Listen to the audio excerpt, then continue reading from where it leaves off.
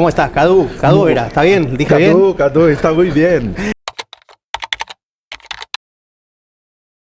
Bueno, un gusto conocerte, tenerte acá, tener la posibilidad de charlar con vos. La verdad que nos ha tocado un día, te diría brasilero, digamos, ¿no? El día del clima, espectacular. Así que un poco queremos hablar venimos hablando de innovación financiera, de la evolución, y por ahí los medios de pago dentro de la industria financiera en Argentina es una de las verticales que más ha evolucionado, ya sea por regulación como inclusión financiera, y hay un modelo que para nosotros siempre es el norte, que es Brasil, digamos, ¿no? Con lo cual, ¿qué podés contarnos vos de esa experiencia que Brasil tiene ya años fomentando esa inclusión? Perfeito. Un gusto estar acá. Estou muito encantado com todo o conteúdo que falamos acá em La Clave 2025. E também estou muito surpreso com a evolução da inovação que temos na região.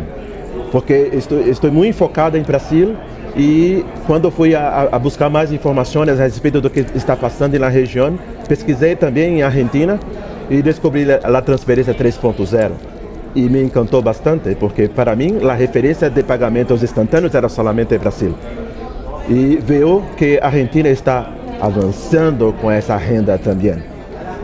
Hablando da experiência de Pix em Brasil, é muito interessante que não é somente uma questão tecnológica, é uma questão também de transformação, de cambio de hábitos das pessoas. Para que você tenha uma dimensão, viernes passado teve outro recorde de transações de Pix em Brasil, com mais de 280 milhões de transações por meio de Pix.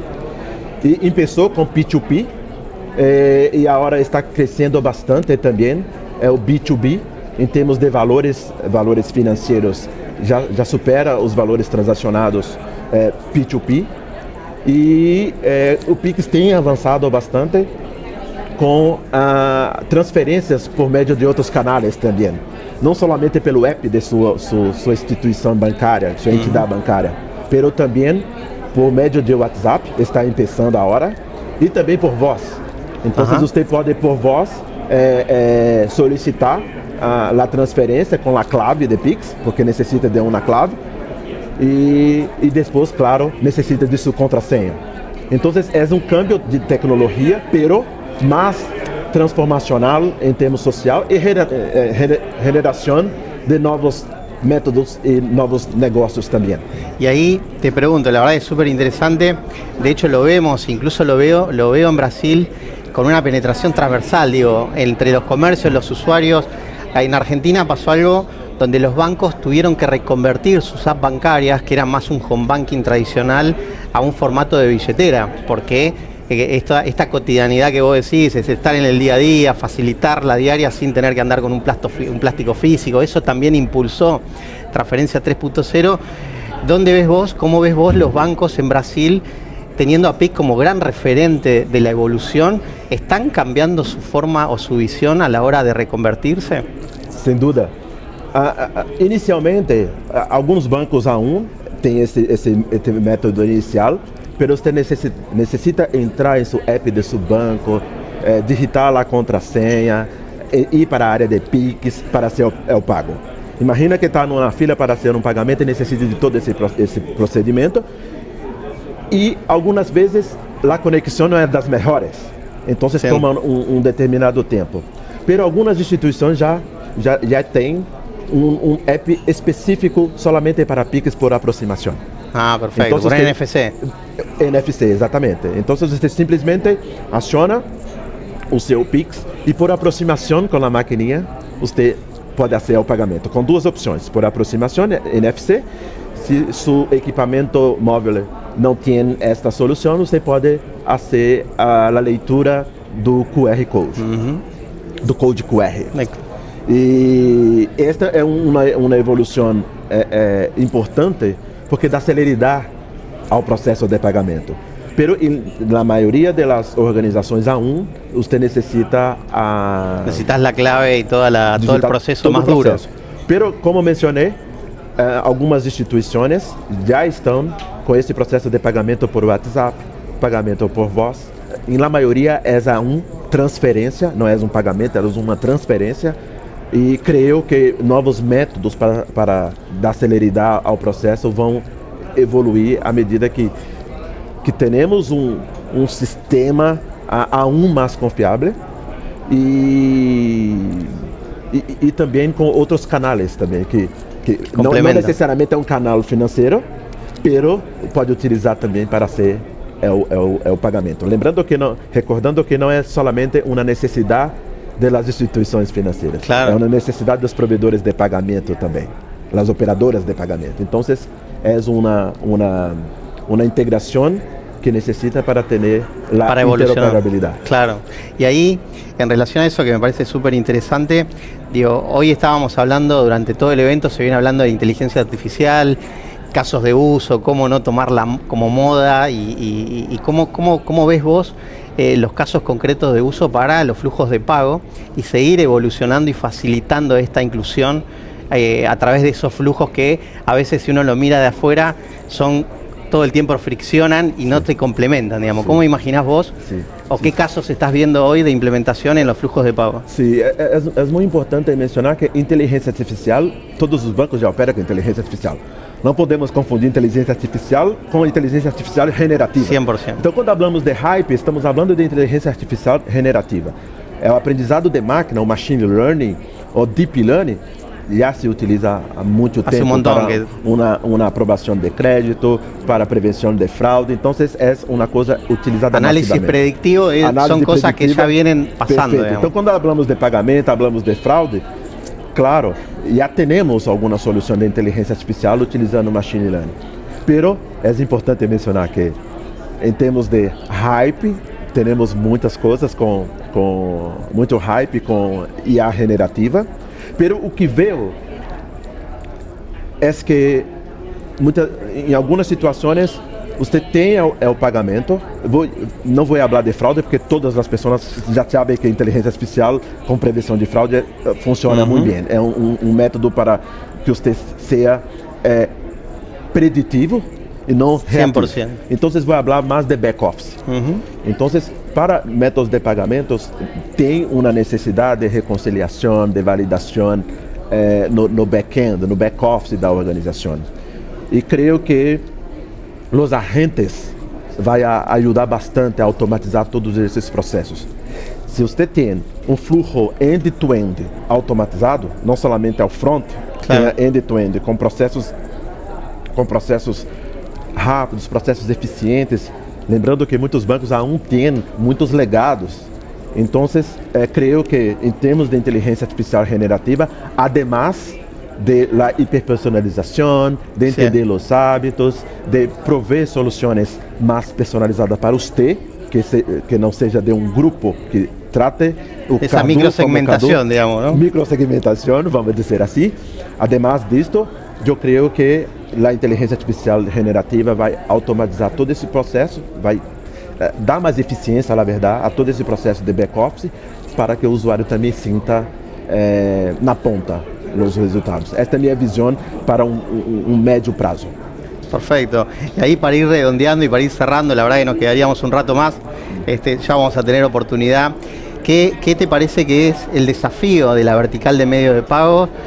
¿Cuál es el próximo evolutivo que tiene, además de esta implementación de inteligencia artificial, entendiendo a qué parte del flujo aplicar, que tiene la industria en Brasil? ¿Cuáles son los desafíos? ¿Será Open Finance, Open Banking? ¿Por dónde va, digamos? Eu creio bastante em hiperpersonalização.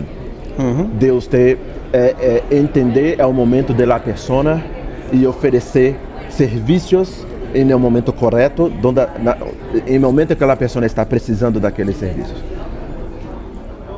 Não está diretamente ligado ao meio de pagos, mas o meio de pagos genera dados para que você possa trabalhar essas informações.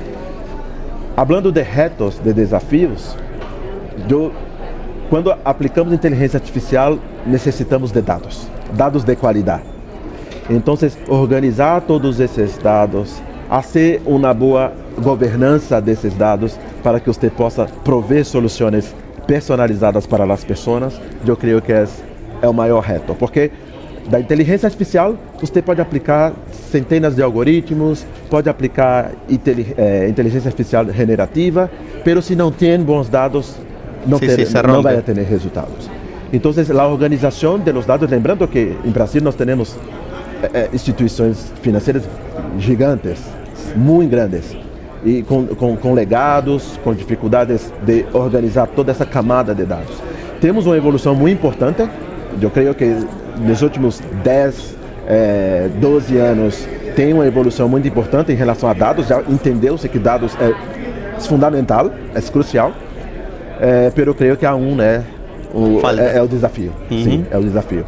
Porque se você tem dados de qualidade, vai conseguir prover essa hiperpersonalização, vai conseguir oferecer produtos, oferecer serviços em um momento correto da persona.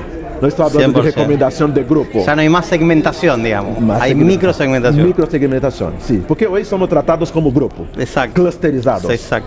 E estou falando desse próximo step, desse próximo passo, com tratar Cadu como Cadu e a persona como persona. Perfecto. Muchísimas gracias. Un placer. Gracias a ti. Gracias a ti. Excelente charla. ¿Cómo estás, Nancy? Hola, ¿cómo estás? De la Asociación de Bancos de Perú, un placer. La verdad que te ha tocado un día espectacular.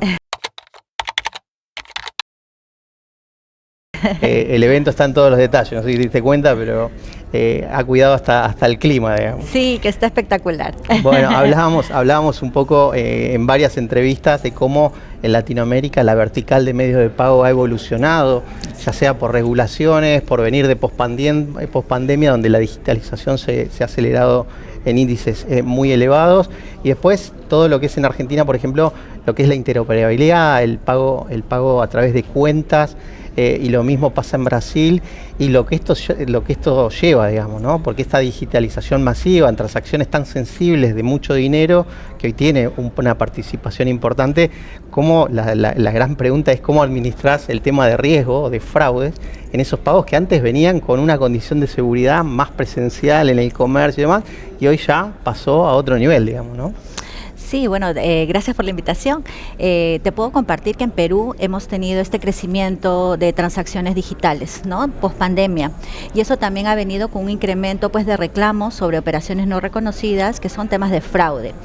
Ante eso, la Asociación de Bancos del Perú ha sacado varias iniciativas de autorregulación, y te cuento una de ellas, que es, porque vine aquí a FELABAN, es nuestra línea de emergencia 1820. Nuestra línea de emergencia es una línea que te ayuda y con una sola llamada te conecta con todas las entidades financieras para bloquear tus canales digitales, tus tarjetas, en caso de pérdida del celular o que te lo roben, o pérdida de tus tarjetas, ¿no? De tus temas personales. Entonces, hemos lanzado esta línea de emergencia hace un año, con el fin, también con el foco de prevención y foco cliente también, consumidor, ¿no? Darle herramientas que puedan, de fácil uso, que puedan de alguna manera ayudar a este tema de los fraudes, ¿no? Entonces, nuestra línea de emergencia es un modelo de innovación tecnológica con impacto social de todo el sector financiero.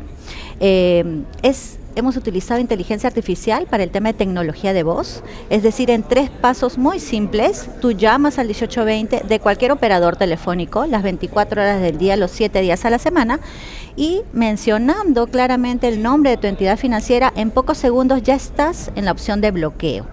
Y este cambio de comportamiento ha sido muy importante tener como un pretest antes del lanzamiento, porque nos ha permitido tener esos insights de uso, de comportamiento de los clientes. Acuérdate que nuestros canales telefónicos son de marcación, de navegación de menús a través de IVRs, y nosotros, para hacerlo más sencillo y más eficiente y efectivo, usamos este tema de tecnología de voz, porque no necesitas marcar nada, solamente indicar cuál es el banco con el que te quieres comunicar, cuál es la entidad financiera, y además es un consejo útil y utilitario, porque versus esta herramienta muy sencilla, en pocos segundos puedes cuidar tus ahorros, cuidar tus cuentas para el bloqueo y no generar esos temas de fraude que estamos viendo que han ido creciendo en el tiempo, ¿no? ¿Cómo lograron tener esa mirada y ser activos ante un problema que podría decirse muchas veces en las asociaciones se discute de quién es el riesgo, y no hay una mirada quizás más transversal, decir, pará, esto es algo que va a pasar en la industria, que va a haber una adopción, que vamos a tener un riesgo, y hay alguien que pone un rol para mitigar esos riesgos, que entiendo que fue un poco lo que ustedes dieron? ¿Cómo se dio esa discusión? Porque viste que cada entidad como que dice, no, pará, a mi cliente lo atiendo yo, yo tengo esta política de seguridad, el otro que no tiene nada. Entonces, ¿cómo convivís con eso? Mira, desde la asociación tenemos una relación muy cercana con todas las entidades financieras, ¿no? Y encontramos un dolor en el tema de la inseguridad ciudadana. Los pegaba a todos, y no solo a los bancos privados, que son parte de la asociación, sino que ahora se han incorporado inclusive el Banco Público, el Banco de la Nación está también dentro del servicio. Entonces era algo transversal, ¿no? Que no había un banco que no se sumara rápidamente cuando trasladamos la idea de hacerlo, ¿no? Y además, qué mejor desde la Asociación de Bancos, donde puede tener un canal bastante objetivo, bastante cercano y una herramienta de rápida escalabilidad, porque nosotros hacemos toda la trazabilidad de la llamada, desde que ingresa la llamada y cómo va llegando a cada entidad, y todos tuvieron esa actitud de poder hacerlo de manera colaborativa. Hicimos muchos talleres de técnicos para validar todos los riesgos que se podían dar, porque hay una sensibilidad hacia el tema del... Exacto, entonces yo creo que el éxito de esta línea, nuestra línea Emergencias 820 es por eso, por el foco pensado en el cliente, porque más allá de ser la entidad 1 o 2 o la grande o la chica, no, era el dolor y la afectación que está sufriendo sus clientes. Nosotros tenemos la Defensoría del Cliente Financiero, que también la tenemos desde la asociación como un servicio gratuito de análisis y revisión de los reclamos. Cuando el banco te dice no, puedes venir aquí. Y desde la causa raíz de esos reclamos que nosotros analizamos, encontramos que el cliente tomaba mucho tiempo desde que le robaban hasta que se comunicaba con su banco. 2, no sabía el nombre del número telefónico, a dónde llamar, qué hacer. Porque ahora tenés muchos números para decir con qué. Exactamente, y perdías muchos minutos valiosos, ¿no? En que buscabas a uno y buscabas la segunda entidad, y en esos minutos valiosos ya te estaban haciendo operaciones de fraude. Entonces era un número de fácil recordación, con inteligencia artificial de tecnología de voz, que en pocos segundos puedas llegar a todas las entidades, porque no solo trabajas con una entidad, a veces trabajas con 2 o con 3 entidades.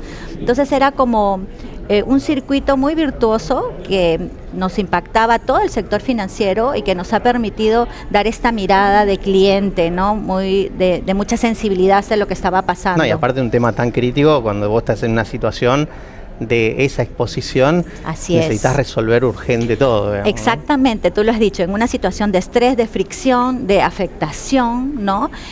¿Qué hago primero? Y nosotros, cuando comenzamos a mirar los insights de comportamiento, era primero voy a la telco, al operador telefónico, a bloquear mi equipo. Y nosotros no, primero tienes que bloquear tus tarjetas y canales digitales. Claro. En el celular tenemos todas las aplicaciones móviles que nos facilita la vida, pero también que te expone a eso. En el momento crítico tenemos que tomar acción rápida. Entonces era cambiar los hábitos, ¿no? Dar una campaña que llegue con mensajes muy claros para que los consumidores digan, no, primero tengo que bloquear mi tarjeta y luego puedo ir a la telco y hacer mi denuncia posiblemente, pero digamos que en orden de prioridad, ¿no? Estaba eso, y además darte una herramienta de fácil, un número corto de fácil recordación, y además una herramienta muy fácil de usar, ¿no? Que y ahí me imagino que las discusiones o las primeras discusiones vinculadas a cómo valido que el cliente es el cliente. Sí, correcto. Cada uno puede pensar, no, yo valido de esta forma, el otro con otra. ¿Cómo lograron resolver esa discusión que debe haber sido meses duros? Bueno, de hemos trabajo, tenido muchas mesas de trabajo con todas las entidades, pero llegamos a un punto en que nosotros canalizábamos la llamada y cada entidad generaba sus propios protocolos de identificación del cliente. Entonces nosotros no llegamos hasta identificar al cliente que está llamando, simplemente trasladamos la llamada, lo acompañamos en ese camino, lo enrutamos con el banco. Eso es como un concentrador de emergencia que después deriva flujos dependiendo la entidad. Entonces cada entidad se quedó muy tranquila porque, como bien dices, cada una tiene su propio proceso y protocolo y se mantiene, ¿no? O sea, es como un nuevo canal donde le das la opción al cliente de hacerlo de manera rápida, ¿no? Y ya no tengo que buscar los números largos, un número corto que lo tenga aquí en momento de crisis lo activo, ¿no? Y ahí está buena la mirada porque me decías recién que también tienen un rol de tomar reclamos de los usuarios, que son reclamos duros y puros, con lo cual entre el relato de lo que te dicen qué pasa, lo que pasa y estando vos en la línea de fuego, ¿qué indicadores empezaron a ver que el canal funciona, que pudieron por lo menos prever desde la ejecución de un bloqueo que sigan generando o escalando esos fraudes? ¿Tienen indicadores que se hayan puesto? Claro que sí. Aparte de los bloqueos efectivos y la cantidad de llamadas, podemos ver que están bajando los reclamos de operaciones no reconocidas y tenemos indicadores de que estamos evitando los fraudes, ¿no? Por esos minutos que estamos ganándole a la delincuencia, ¿no? Entonces, sí ya tenemos una línea de indicadores, inclusive de recordación del número, ¿no? De la capacidad de reacción, cuánto te está tomando antes de que el 1820, después el de poder bloquear, y además tenemos indicadores por entidad que los hacemos de manera muy claro, porque seguida. En algún punto tenés que validar que los procesos para adentro también funcionen, digamos, ¿no? Exactamente, ¿no? Los tiempos de espera que tiene cada uno, cuánto te toma desde que llamas hasta que bloqueas. Por ejemplo, ahorita estamos en 3 minutos, o sea, es sumamente rápido, y esa información de darle también a las entidades ayuda para que ellos mejoren también sus procesos, sus canales de atención, su capacidad instalada de reacción rápida. Y otra cosa que también les facilitamos a las entidades es estas palabras clave, los keywords que nosotros identificamos al inicio para que la tecnología de voz funcione, han sido mejorados, porque con este año hemos aprendido que los consumidores conocen a los bancos de distintas maneras a como lo pensaba la entidad. Entonces, no tienes idea la cantidad de palabras claves que hemos involucrado y que hemos incorporado para que además el consumidor se sienta pues escuchado, porque oye, tú no sabías que me llaman así, yo sí te lo digo, ¿no? Y eso hace que la línea funcione más eficiente, mucho más rápida, menos segundos, ¿no? Entonces, ayuda mucho. En base a esto que decís, digo, supongo que tienen un proceso evolutivo de eso que lograron concentrar, que lograron minimizar o atomizar. Digo, ¿qué sigue para lo que viene en ese sentido? Siempre explorar nuevas funcionalidades para el 1820, ¿no? Inclusive estamos pensando, el 1820 es un número que funciona a nivel nacional de Perú. Estamos pensando, ¿qué pasa si estoy aquí en Argentina y perdí el celular? Entonces, ¿a dónde llamo? Entonces, estamos pensando que el 1820 también, en pocos meses esperamos, pueda tener esa funcionalidad para conectarte desde fuera del país. Sí, eso es por uno. Por otro lado, buscar siempre que otras entidades financieras se vayan sumando. Actualmente somos 21, pero todavía tenemos algunas cajas, ¿no?, que podrían incorporar y el servicio tenerlo mapeado a nivel nacional, ¿no?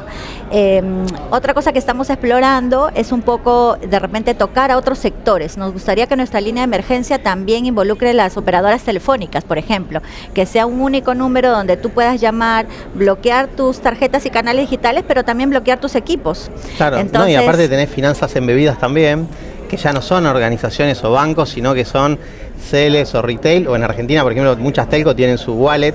Entonces ya no es una telco solo por la telefonía, ¿no? Así es. Entonces, si entendemos esa mirada que tiene ahora la tecnología y que nos llama, entonces podemos verlo de manera más integral. Entonces, esos son los pasos que estamos siguiendo. Perfecto. Y en relación a inteligencia artificial, que es un tema que hoy, bueno, se habló en todos los paneles prácticamente, digo, ¿cómo ven ustedes este paso? ¿A dónde ven que puede aportarle más valor a esta microsegmentación o a esta personalización con inteligencia artificial generativa, sobre todo, ¿no? Sí, yo creo que hemos dado un paso importante en Perú, porque también tenemos que transmitir confianza con el cliente, con el consumidor, ¿no? Que las tecnologías nos ayudan, ¿no? Nos ayudan de alguna manera a ser más eficientes, a tener otra mirada, otra cercanía, también de que los clientes piensen que los estamos ayudando con estas herramientas, que no tengan temor. Al principio, cuando lanzamos la iniciativa, tuvimos muchas llamadas de prueba, le digo yo, porque es verdad, exacto, es verdad que funcionas tan rápido, mi entidad es parte del servicio, o sea, quiero saber, quiero probar. Y ya después se fueron como que estabilizando las llamadas, ¿no? Con un crecimiento, pero ya más estable. Entonces, creo que esos pasos que estamos dando de escuchar a los clientes, en todas las ponencias hemos escuchado inteligencia artificial, pero hemos escuchado también experiencia del usuario. 100%. Y nuestra herramienta está pensada de esa manera, ¿no? Está pensada como una innovación, pero desde el diseño como el centro del usuario, o sea, mirando al usuario, mirando el impacto social también que tiene esto, y no solo en Perú, sino en Latinoamérica, y es por eso que siempre estamos a disposición para cualquier país que desee incorporar esta idea, esta línea que nosotros hemos habilitado, para contarles lo que hemos aprendido durante estos meses. Está buenísimo, bueno, te agradecemos un montón por compartir con nosotros esta charla y espero que sigas disfrutando del evento. Claro que sí, muchísimas gracias por la invitación, encantada de estar en Buenos Aires, siempre es bonito regresar. Gracias. Gracias. ¿Cómo estás, Juan? ¿Todo muy bien? Muy bien, Mauricio. Disfrutando el espacio, el clima que nos acompaña, sí. Mucha gente. Sí, aprovechando, también conociendo también mucha gente de Latam, digo, uno en general siempre está mucho en Argentina, pero se pierde un poco la oportunidad de conocer gente de otros países y ver un poco en qué andan. Bueno, la verdad que está bueno, creo que es un ambiente colaborativo. Hoy la industria financiera ha tenido mucho evolución y pasos de cara a la transformación. Digo, ¿cómo ves vos este tema de, hablamos siempre de qué es lo más importante, digo, es el mindset, es la cultura, es la tecnología, es la velocidad? ¿Cómo ves vos en tu mirada que se da esos pasos, no? Sí, a ver, hay varios trade-off en lo que decís. La cultura es un gran tema, digo, nosotros que somos parte del Banco Provincia o el ecosistema del Banco Provincia, la banca pública tiene su propia cultura, pero ha tenido que hacer en los últimos años un catch-up importante para competir de igual a igual con los bancos privados particularmente y desarrollar productos que estén a la altura. Así que ahí nosotros de Provincia Net, como fintech del Banco Provincia, hemos trabajado mucho en acompañar a la banca a challengear su cultura y a tratar de ser una especie de speedboat, digo, de aceleración para ayudarlos a hacer ese cambio de mindset con agilidad, pero también sin perder la mirada más corporativa de un banco tradicional que tiene un conocimiento y una gobernanza de procesos muy potente. 100%, y aparte esto de integrarse, digo, no polarizar las fintech o los bancos o las estructuras, sino que entender esa realidad y a partir de ahí dónde encuadrar y juntar fuerzas para aportar valor, que en definitiva no es fácil, digamos, decirlo parece fácil, pero me imagino que ejecutarlo ha tenido su... Absolutamente, hoy está también en agenda el Open Banking y hay toda una discusión en torno a eso. Y es cierto que ha habido una tensión y sigue habiendo tensión entre lo que es el banco y la fintech. De nuestro lado, por cómo estamos configurados institucionalmente, esa tensión se diluye y se transforma más en una fortaleza al ser el banco el dueño de una fintech, que es un camino que el sector privado también fue creando, construyendo sus fintech para hacer sus soluciones de adquirencia, etcétera, etcétera. El banco ya la tenía, simplemente nos apalancamos en eso para construir todo lo que estuvimos haciendo en estos años. Perfecto.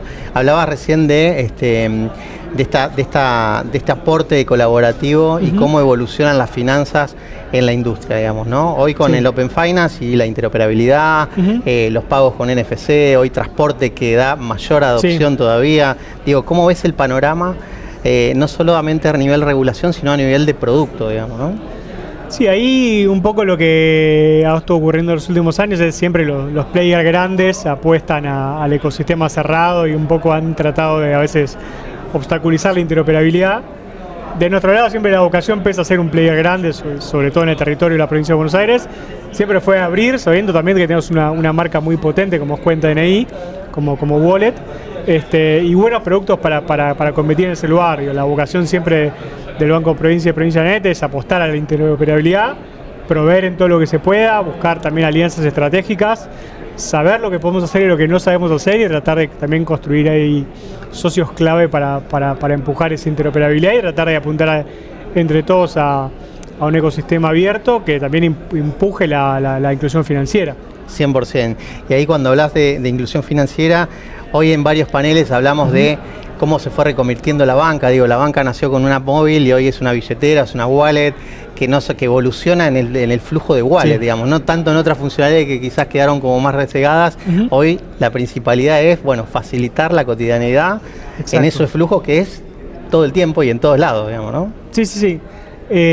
Ahí se ha trabajado mucho en los últimos años, particularmente con Cuenta DNI, en un aspecto definicional ya del 2020, que era concentrarse en la funcionalidad y en el servicio y la construcción de valor de wallet y a pensar en todos los evolutivos y funcionalidades que íbamos implementando, en pensar en la vida cotidiana de la gente. Otras soluciones del mercado empezaron a migrar hacia un home banking y hoy tienen quizás soluciones medio híbridas que terminan haciendo funciones más del banco tradicional y empiezan quizá a entrar en tensión sobre todo en la experiencia de los clientes, de hasta dónde es una wallet, hasta dónde es algo más. O qué puedo hacer acá. O qué puedo hacer acá, qué puedo hacer allá. También empieza a dificultarse la UX de esos productos. Nosotros tratamos de ir algo acotado y poner mucho el foco, sobre todo en los últimos meses, en estabilizar y darle mucha más escalabilidad a la infraestructura tecnológica que está atrás de la wallet. Así que en eso hemos estado trabajando los últimos meses con mucho foco en eso, y también entendiendo que siempre hemos apuntado a un segmento de clientes que está más en la subbancarización o en la bancarización prematura, si se quiere. Lo transitamos del 2020, la pandemia, con la bancarización de un montón de gente que de golpe no tenía un ingreso fijo a raíz de todas las medidas de aislamiento. Y hubo que acompañar la madurez de esas personas que de golpe se encontraron con una primer cuenta bancaria y hoy hacen un montón de funcionalidades y operaciones más o menos sofisticadas, y eso también tiene que ver con acompañar ese crecimiento de madurez de los clientes. 100%. Y ahora, durante toda la jornada de hoy, se habló mucho de innovación y particularmente de inteligencia artificial, que es como el hito, digamos, que todas las compañías quieren ir. Teniendo en cuenta lo que contabas de cómo nacen, digamos, generando esa cultura y este acompañamiento, esta entrega de valor, ¿cómo se hace para no caer en la moda de querer implementar a toda costa tecnología porque hay que implementarla, digamos, ¿no? Sí, nosotros siempre decimos, hace 10 años era Big Data, después fue Machine Learning, hoy es IA, en 5 años va a ser qubits o vaya uno a saber qué.